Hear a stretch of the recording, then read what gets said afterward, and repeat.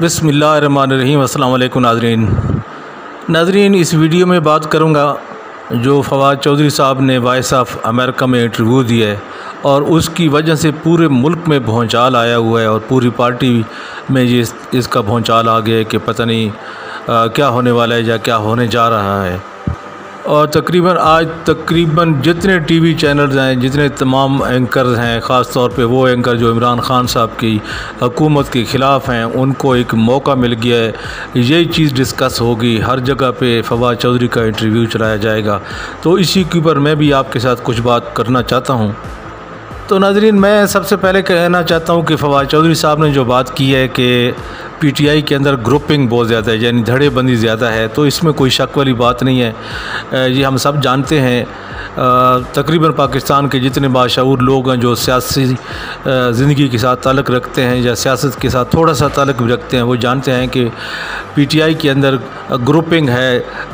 और उस ग्रुप को भी ये अच्छी तरह हम सब जानते हैं। जैसे एक जहांगीर तरीन साहब का ग्रुप था और इसी तरह असद उमर साहब का एक ग्रुप है और इसी तरह शाह महमूद कुरैशी साहब का है। तो इसके बारे में उन्होंने जो एक निशानदेही की है वो बिल्कुल 100% ठीक है, उसको हम पूरी तरह एग्री करते हैं। तो जहाँ तक तो चलें, एक बात सही है, हम मानते हैं ये सारी बातें ठीक है, लेकिन क्या आप सब समझते हैं कि क्या नवाज़ शरीफ के दौर में ये सब कुछ नहीं था? क्या आप जानते हैं कि नवाज़ शरीफ के दौर में शहबाज शरीफ और नवाज़ शरीफ कई MNA से हाथ मिलाना भी गवारा नहीं करते थे? और फिर आप ये भी जानते होंगे कि उस वक्त के जो वज़ीर दाखिला थे चौधरी निसार अली ख़ान और ख्वाजा आसिफ और इसी तरह एक दो लोग और थे जिनकी आपस में नहीं बनती थी, लेकिन हुकूमत चलती रही है। ये नॉर्मल सी बात है, ये हुकूमत के दरमियान इस तरह की चीज़ें होती रहती हैं। कल यही लोग इकट्ठे होकर, जैसे असद उमर साहब हैं, फवाद चौधरी साहब हैं, या जिन के बारे में फवाद चौधरी साहब ने कहा है, वो सारे एक ही जगह पे बैठ के कोई कॉन्फ्रेंस कर लेंगे या कोई उसके बाद मीडिया प्रेस कर लेंगे, तो ये सारी चीज़ें वहीं पर ख़त्म हो जाएंगी। बात सिर्फ इतनी है कि इमरान खान साहब और नवाज़ शरीफ में फ़र्क इतना है कि जो नवाज़ शरीफ साहब थे वो एक बादशाह आदमी थे, वो अपनी पार्टी को बादशाहों की तरह चलाते थे, लेकिन इमरान खान साहब एक जमहूरी वज़ीर आज़म है। ये जमहूरी निज़ाम के तरीके के मुताबिक अपनी पार्टी को चला रहे हैं।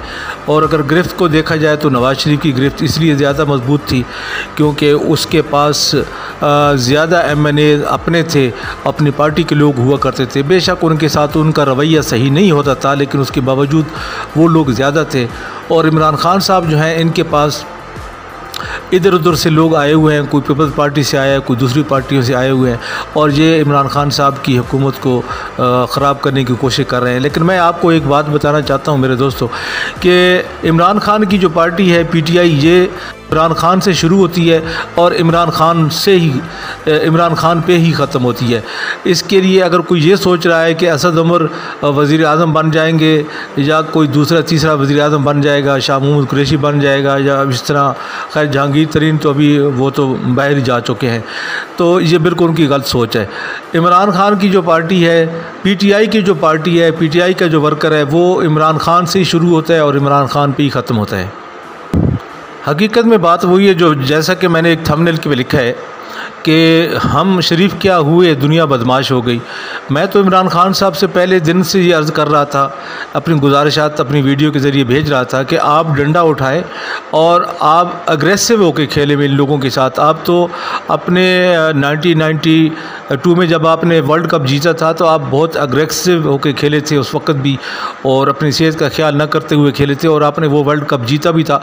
अब भी हम आपको यही कहते हैं कि आप इस सियासत में भी इसी तरह करके खेलें, वरना ये फवाद चौधरी या वावड़ा साहब की क्या जुर्रत ऐसी की तैसी इन लोगों की कि ये आपकी मौजूदगी में इतना ज़्यादा ऊंचा बोलें, हम तो ये भी गवारा नहीं करते। और फवाद चौधरी, अगर आपके अंदर इतनी ज़्यादा है गैरत है, या आप समझते हैं कि इमरान खान साहब कुछ नहीं कर रहे और आप बहुत कुछ कर रहे हैं, तो आपके कारनामे तो हम जानते हैं।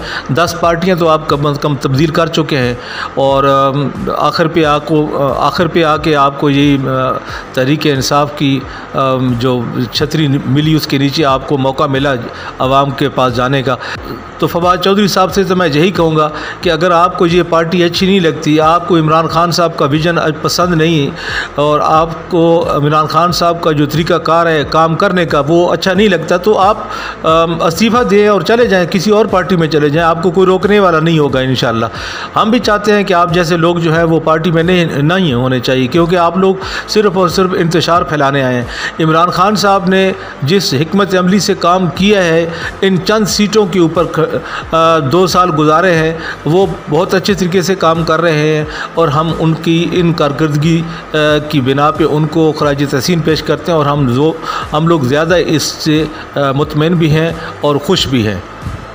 बाकी 1-2 चीज़ें मैं बताना चाहता हूँ जो आप भी जानते हैं, मेरे व्यूवर्स जितने सुन रहे हैं मुझे वो भी जानते हैं और सारी दुनिया के लोग जानते हैं, ख़ास तौर पे पाकिस्तानी, कि रज़ाक दाऊद, नदीम बाबर, ये सारे जितने लोग हैं ये मुआविन खसूसी हैं। इनकी हद तक जो बात की है फवाद चौधरी ने, वो उनसे मैं थोड़ी सी एग्री इसलिए करता हूँ कि वो वाकई नॉन इलेक्टेड लोग हैं और इलेक्टेड लोगों को ज़्यादा मौका देना चाहिए, उनको ज़्यादा मौका मिलना चाहिए। चूँकि उन्होंने दोबारा आवाम के पास जाना है वोट के लिए, तो उनको ज़्यादा मौका मिलना चाहिए। लेकिन हर इंसान की अपनी मजबूरी होती है। वज़ीर आज़म इमरान खान साहब इनसे बेहतर सियासी तरीके से जानते हैं।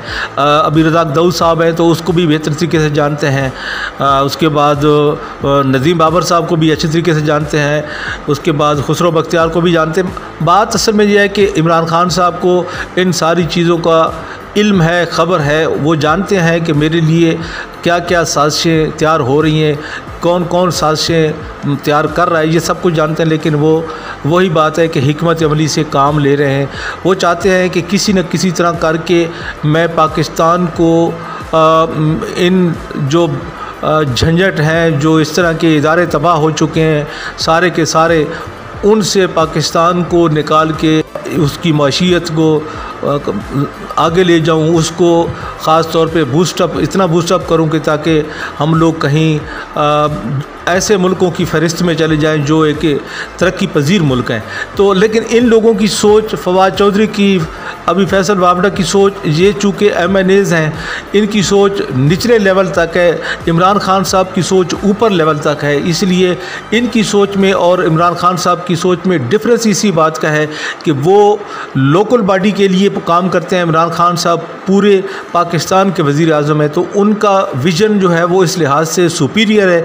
वो उनकी सोच भी सुपीरियर इसलिए होती है क्योंकि वो छोटी छोटी बातों को इग्नोर करके आगे बढ़ना चाहते हैं, वो इनको रुकावट नहीं बनाना चाहते। तो मेरे दोस्तों, मेरे पाकिस्तानियों, मैंने आपको चंद मिनट की जो इस वीडियो में आपको बताना था कि इस तरह के जो पार्टी के अंदर इंतशार होते हैं, ये पहले नवाज़ शरीफ की पार्टी में भी हुआ करते थे और पीपल्स पार्टी में भी हुआ करते थे और इवन के ये जुल्फ़िकार अली भुट्टो के दौर में भी ये चीज़ें होती रही हैं। MNAs की आपस में नहीं बनती थी।